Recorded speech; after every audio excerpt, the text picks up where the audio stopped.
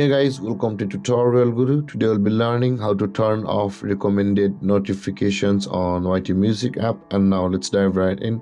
Now to turn off recommended notifications on the YouTube Music app, first open up a YouTube Music app on your phone.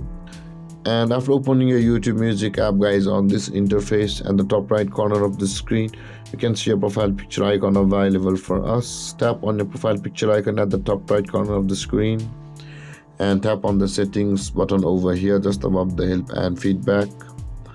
And when you land over here, you can see the notifications option available for us just above the privacy and data. Tap on notifications and you can see, guys, at the top of the screen here it says the music recommendations notifications. Now in order to turn off your recommended notifications on YT Music app, make sure the toggle icon at the right side of that option, which is the music recommendation notification, is turned off. And with that being done, guys, you will have turned off the recommended notifications on YouTube Music app. And if you have any confusions or questions regarding the topic, feel free to comment in the comment section below, and don't forget to like, subscribe and hit that bell icon for more videos. Thank you for watching, guys. Peace.